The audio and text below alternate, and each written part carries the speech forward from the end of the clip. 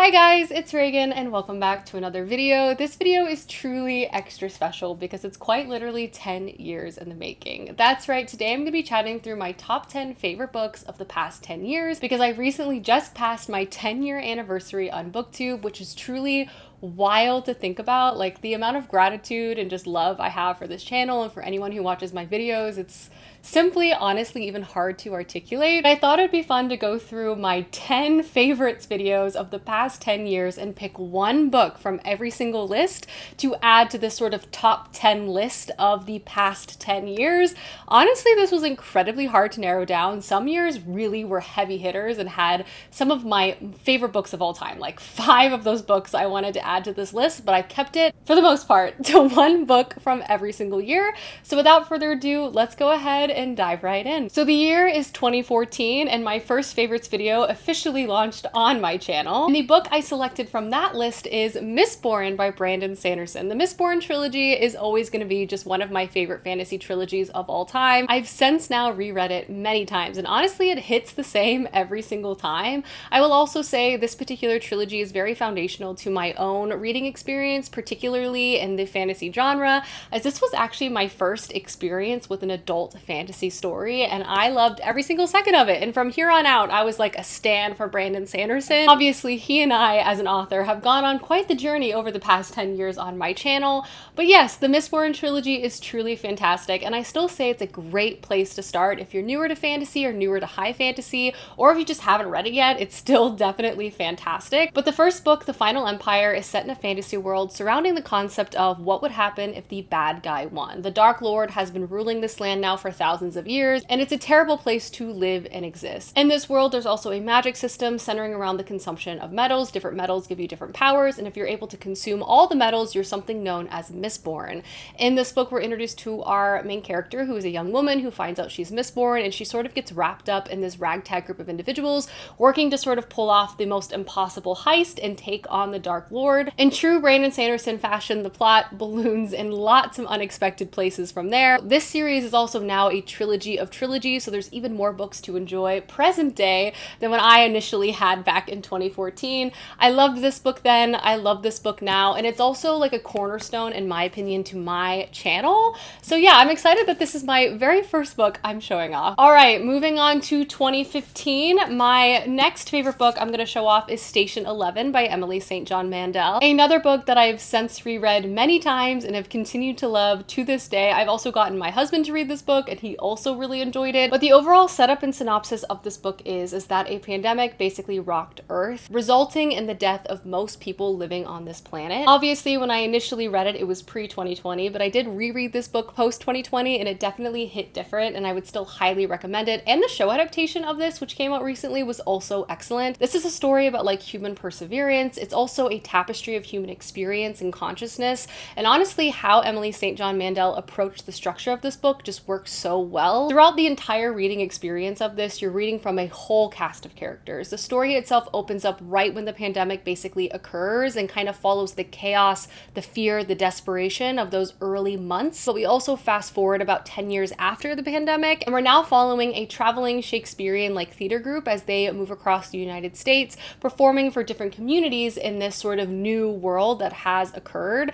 Again, throughout the story, you're reading from a lot of different perspectives, but you slowly begin to see the sort of interconnecting of all the different storylines in such a beautiful fashion. Emily St. John Mandel has since released 2 other books that sort of exist within the same universe, her literary fiction universe, if you will, and they're also very, very good. But Station 11 in particular is one I feel like is always going to hold a special place in my heart. I loved how hopeful it was, despite how much darkness also exists within this book and story. I also just love this author's writing style. It's so good. All right, moving on to 2016. The book I picked for this just feels very true to my heart, and that is Flamecaster by Cinda Williams-Chima. Obviously, the early parts of my channel, when I was younger, YA fantasy was just like what I read. I loved it. It was my primary genre of choice, and obviously I still love YA fantasy, but I definitely read it less nowadays. But Cinda Williams-Chima will forever be one of my all-time favorite authors. I have read this author's books since middle school, and I will continue to read anything she puts out. Her writing style and stories within the genre are just my favorite. I just love this author's writing so much. This is set in a very traditional high fantasy world that's full of magic, magical creatures, complicated politics.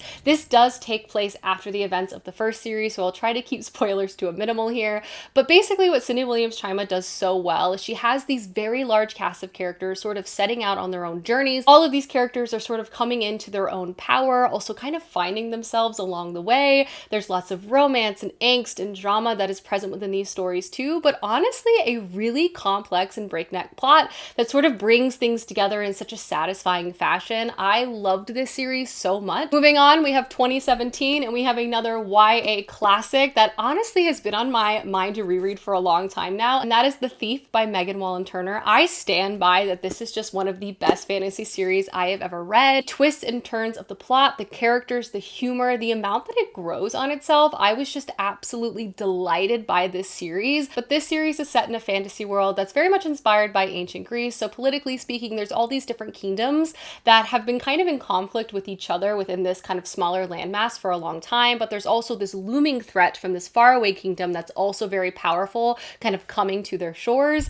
In book one, we're introduced to our main character, who is just known to us as the thief. He finds himself in prison at the beginning of this book, and he basically makes a deal with the king of this land to go out on a quest to steal an impossible object because, again, he's a thief and he's known to be pretty good at it. So he accepts, he goes out on this quest, he basically becomes the most annoying traveling companion that he could possibly be, and is also constantly looking to escape. My favorite things about this series are truly two things. One, the main character of this book is so tricky. If you love plots and stories that constantly sort of keep you on the edge of your seat and trick you all of the time, this is a great series to pick up. But two, I love how much like folklore and storytelling is a part of the reading experience of this story. Stories of gods and folklore are sort of very much intertwined. There are so many moments throughout this series where you'll find characters sort of sitting by a fire sharing various stories that not only tie into the larger plot, but just really drew me in as a reader. It was like a story in a story experience. But honestly, at the end of the day, I would do anything for the Queen's Thief, which is the main character of this book. I loved it. Next up, we are at the year of 2018, and this is my first cheat of the video because I have two books to show off. Honestly, narrowing this year down to two books I think is impressive, but the first book has to be The Bear and the Nightingale by Catherine Arden.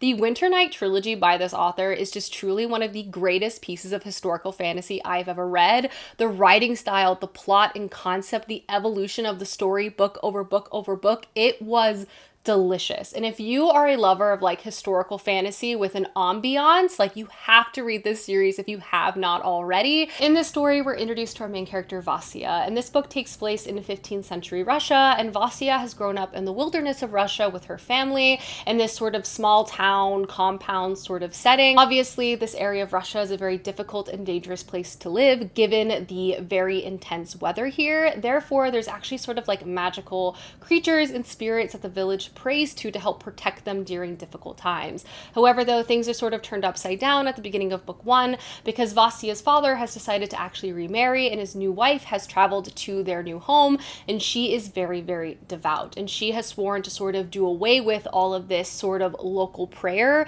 to any god that's not her orthodox god, creating a very dangerous scenario going into the winter. And Vasya decides to take it upon herself to not only try to save these spirits but save her family and sort of learn more about her magic and her ability. This series is just so unbelievably good. This is a story that centers our main character as we see her grow up and come into her power. It also very much centers family and really leans on the societal and historical implications of the setting of this book so well, which I personally really appreciated. It also really leans on real folklore from this region as well, which I think is really artfully done. The writing style is beautiful. There's romance. I love book one, book two, book three. It's truly one of my favorite fantasy trilogies of all time. And the second book I'm going to feature from this year, I'm going to do briefly. It'll make sense when you see it, but I also read The Way of Kings in 2018. I would say The Way of Kings and the sequel Words of Radiance, which I think I both read this year, are my favorite in the series. So I just have to give a quick shout out to this. Obviously, this is book one, to Brandon Sanderson's epic Stormlight Archives. Lots of characters, lots of action, lots of plot, lots of drama. I'm obsessed, and a new one comes out this year, so maybe in another 10 years, that one will be on the next list. Alrighty, we have made it to 2019, and the book that made my favorites list from that year is The Fifth Season by N.K. Jemisin, or just the entirety of the Broken Earth trilogy, because I read each book in this series back to back to back. I could not put any of these books down. I truly became obsessed, and this is also just like in my top 3 favorite fantasy series of all time. Like, the Broken Earth trilogy is truly that girl, if you ask me, but N.K. Jemisin is simply put a genius, and the Broken Earth trilogy is set in a fantasy world where the Earth constantly ends due to like climate disasters. So humanity has evolved in such a way where like history and knowledge is preserved and passed on, so if something devastating happened, like people can sort of pick up the pieces. Communities are also much smaller, and everyone has very like distinct roles and expectations within these communities. There's also a magic system in this world where some people are able to harness the power of the earth, but instead of being lauded as possible heroes,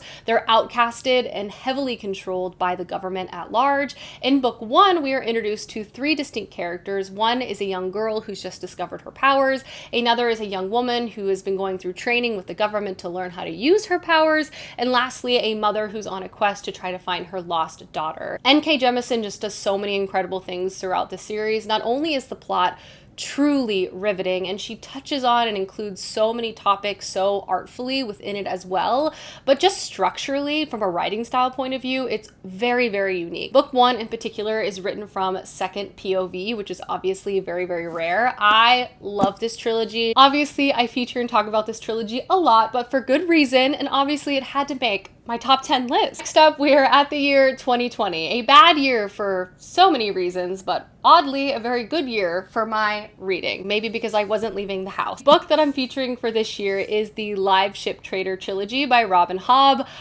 Obviously, I love Robin Hobb. Robin Hobb, just simply probably my favorite fantasy author of all time. I have been slowly reading her series over the years, but basically Robin Hobb has this whole universe comprised of 16 books and 5 different series that all sort of interconnect with each other, and I love every single one. So picking any one as my favorite is very, very difficult, but I will be honest, the Live Ship Trader series sort of introduced me to the true scope and talent of Robin Hobb's writing. In contrast to the Farseer trilogy, which is the first trilogy within the Robin Hobb universe, the Live Ship Trader series is actually a multi-POV tale set primarily in this town called Bingtown, where trading and seafaring is a way of life. Throughout this series, we're reading from a huge cast of characters, people venturing out to try to find and seize their own fate, people caught up in some of the most difficult, perilous situations, people still at home within the town and community, and others who are not just traversing the waters, find themselves in far-flung places and kingdoms. What's very unique to this town is that there's something called live ships, which are literally trading vessels that have their own personalities, their own memories, their own thoughts, their own feelings,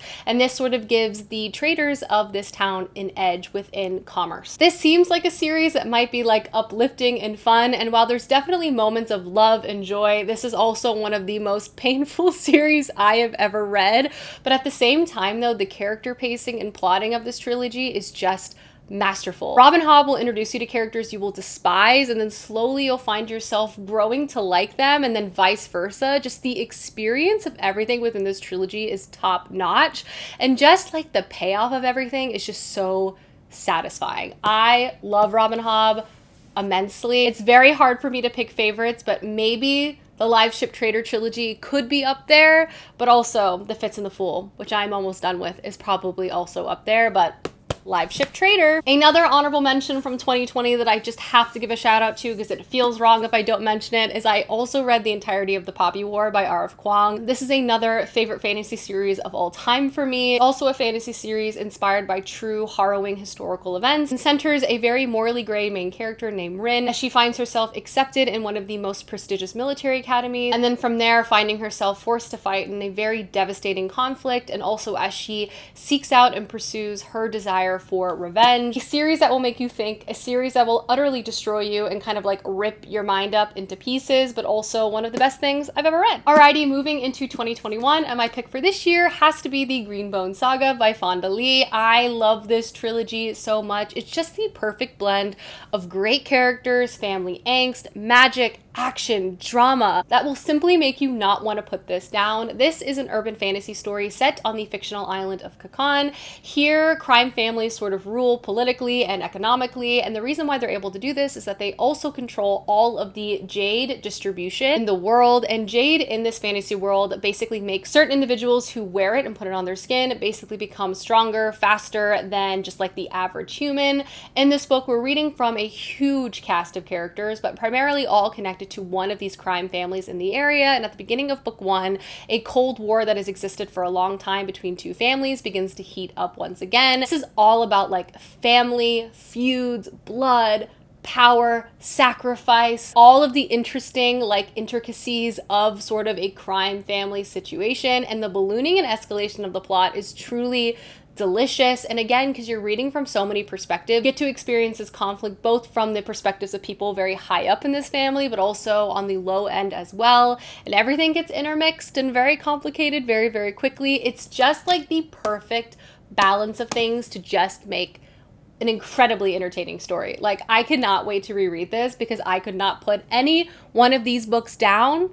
Truly incredible. All right, we are in the home stretch. Only 2 books left to chat about. Next, we are in 2022, and I have another literary fiction book to show off, and that is My Brilliant Friend by Elena Ferrante. This book is considered one of the greatest books of all time for a reason, because honestly, ever since I read it, I still have not stopped thinking about it, and I'm also just like still living in book 1. That as much as I want to read books 2 and 3, I still feel like I'm not quite ready to continue. But this book is set in the 50s in Naples. This is a story about 2 friends, and over the course of the entire series, we basically watch them grow up and we see how the dynamic of their friendship changes through time. In book 1, we find them as young girls and we see them sort of enter into their early adulthood.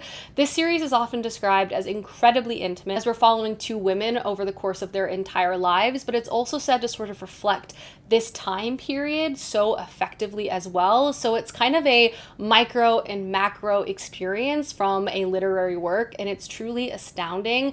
Just the layers of this friendship and story, it seems so straightforward, but it's absolutely not. This is a book where we get to experience one of the most fascinating and complex relationships I simply have ever read. Basically, 2 young women who are incredibly smart, desperately trying to get out of their own small towns and sort of be set free, both loving to learn, but kind of having different expectations and realities put on them based on their own background and home life. Even the title, which feels so straightforward, My Brilliant Friend, has so many different layers and connotations to it as you begin to read the story.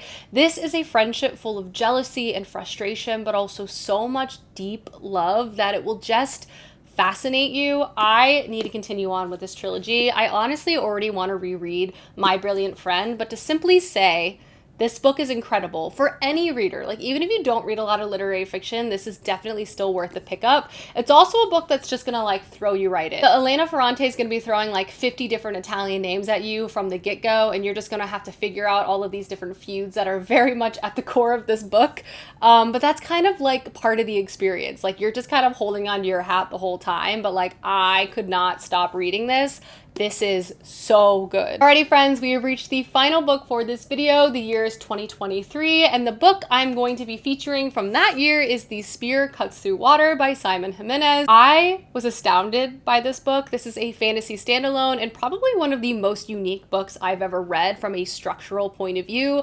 The writing style was luscious and beautiful, but just like the overall concept and how the author was able to execute it was just truly astounding. 10 out of 10. But this is a layered storytelling experience. In this book, we're introduced to our main character, who is sitting at the table at his grandmother's house, and she is recounting to him a story of their ancestors, a story of 2 young men who are living within this evil empire, these sort of emperors who rule with an iron fist, who have access to immense power because they have imprisoned a god within their castle. However, though, these 2 young men flee with this captured god, trying to bring it to safety, and we follow the story of these 2 young men as they're traversing over all of these landscapes. But the experience of reading this book is, again, a layered experience. So first, we're introduced to the concept of the story as he, our narrator, is being told it from his grandmother, and then we follow our main character as he begins to recount the story to us, but then we enter this sort of magical theater, and then we sort of join the audience with our main character as he watches the story unfold in front of him. They truly just do such a fantastic job job sort of capturing the oral tradition of storytelling on the written page. Not only is the story itself fascinating, and the two young men you follow, you'll fall in love with, you're rooting for them, and honestly, at the heart of this book, it's actually a love story. It's astounding to read and experience, but also reading the story within the experience of all of the different storytellers and audiences that have consumed it through time. It just has this weightiness to it that's truly just so beautiful, and why I say this is just one of the most unique and stunning books I've ever read. Like, this catapulted at like the top of my favorite fantasy list because I have not read anything like it, and I don't think I'm ever going to read anything like it again. It was perfect. Alrighty guys, those are my top 10 books over the past 10 years. I hope you guys enjoyed this video, and maybe I'll have another one of these in another 10 years. I think that'd be pretty cool. Please let me know some of your favorite books over the past decade, as I would love to know. But I hope you guys enjoyed this video, and I will see you soon with another one soon. Goodbye!